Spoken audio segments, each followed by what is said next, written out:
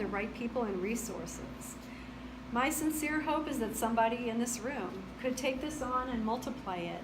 Wouldn't it be amazing if instead of this, 2 fresh stops designated by 2 little purple pins, we had something like this? Wouldn't it be great if Indianapolis had 17 fresh stops? I think with the energy and the resources that we have even in this room at this conference today, we could do something like that. So if you have ideas, if you want to get something going, let's talk. And I just thank you for listening. Do you have any questions? And by the way, if you could go to the next slide.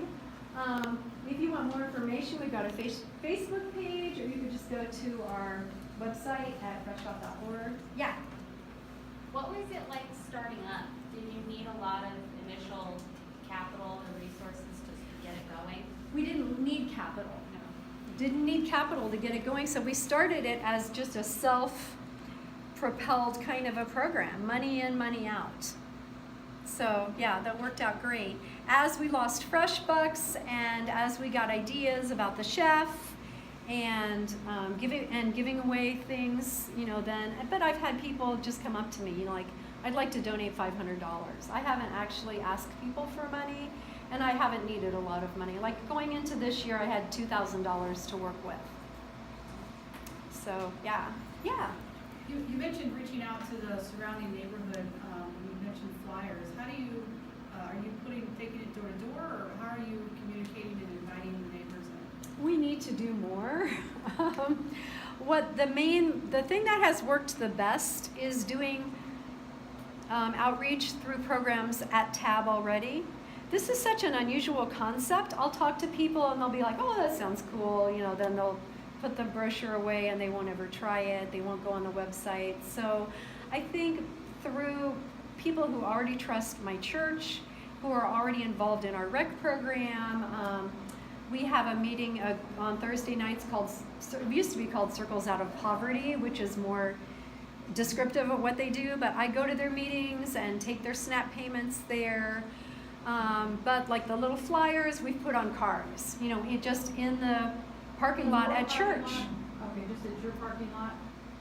And then I also advertise through my church because that's where I get most of my $25 shares, because like I said, we need both, And this year, I've just gotten, like, our SNAP customers have doubled, and as I look at who they are, there are people who I met through, they came to church for help. People stop in and just make an appointment like, I need help, and so we have someone on staff that will direct them to me, that sort of thing. It seems like a lot of the reach out kind of things. Huh? Was already used to looking to your church for yes. resources and and he could easily expand beyond that. But as I look at the clientele, and now I've got more people that are finding me, they're just Googling me. I've had a few people, I get an email out of the blue, they have Googled something like fresh produce or CSA or something, and so then they'll find me that way.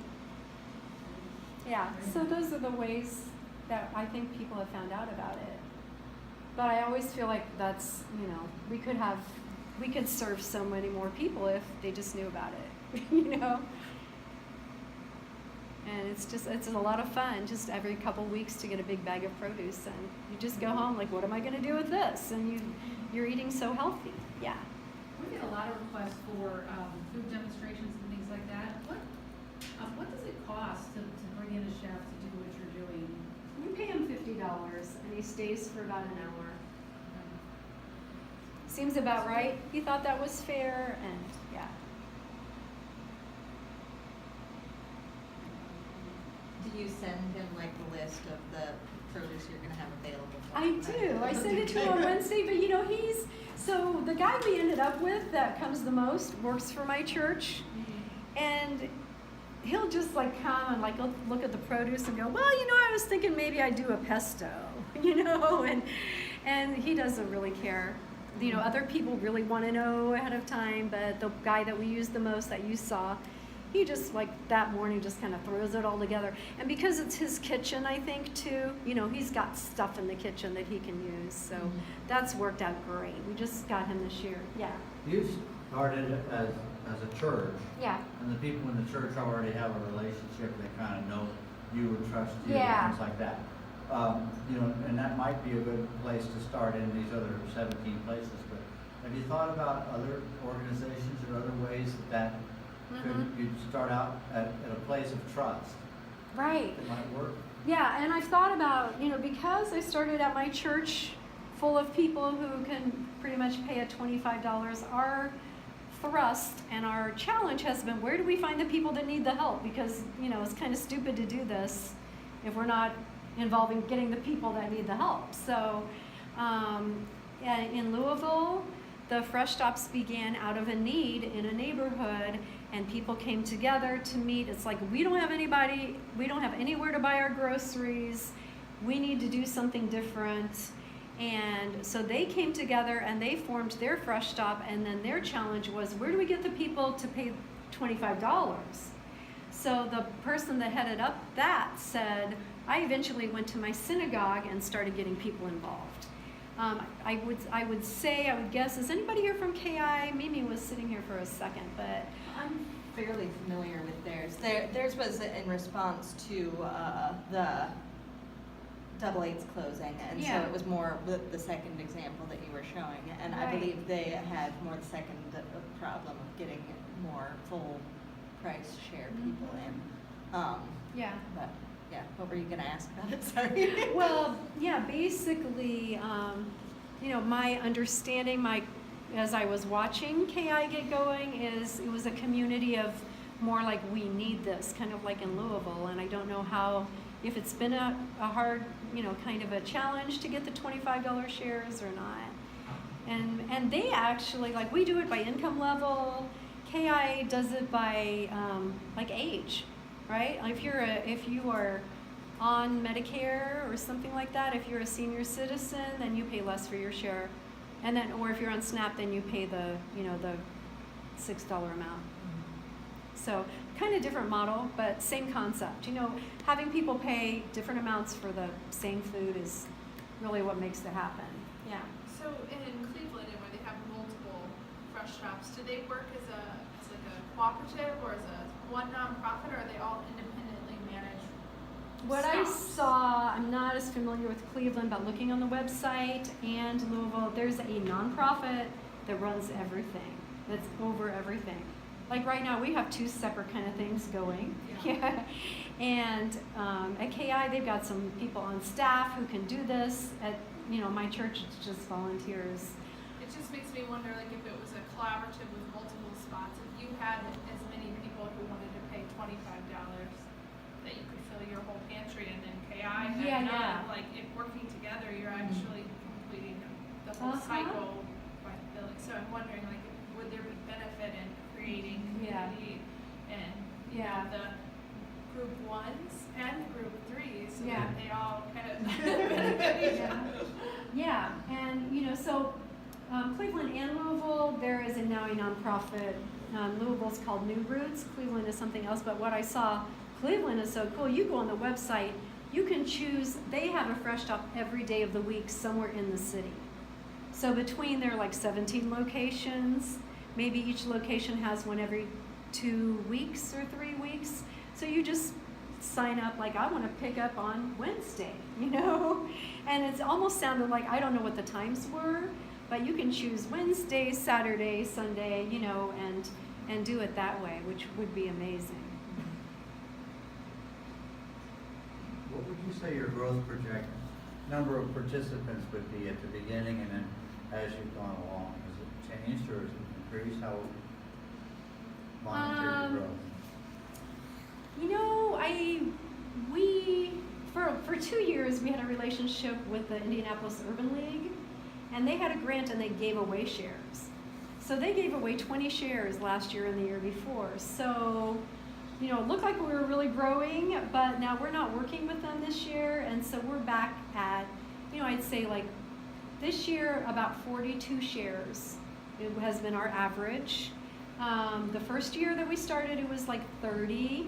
And then the last 2 years, when we had the Urban League giving people shares, it was around 60. So, we've only grown a little bit. It looked like we grew a lot when we had Urban League, but that was kind of different. It wasn't the same model because people were getting shares for free, you know?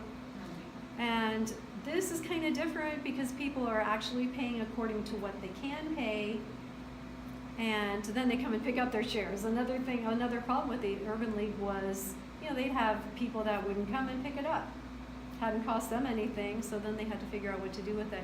So the last few years, we had a lot more food at the end. We would give it to the food pantry down the street. And then this year we have a little bit of food at the end, but not as much. And we just donated it. My church has a soup kitchen, so they use the extra food during the week. One other question, I used to do something similar to this 40 years ago. Yeah. And we had cheese and jelly from Nettie's or Nettles or something, Nettie's. And I always loved cheese. Is there any way to pull cheese into this? Yeah, I mean, we've thought about adding things. Last year we had honey, and one of our members just got someone to donate honey.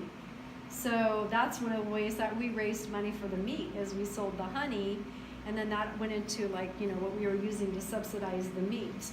I really liked the idea of not needing capital, but, you know, when people were just wanting to give me money anyway, you know, it's kind of been nice not to have to think of ways, like, we sold the centerpieces from our dinner, you know, one time, and sold the honey and all that kind of thing. So yeah, I mean, if we could bring in more food. Have you always done the meat, and what made you think to do the meat?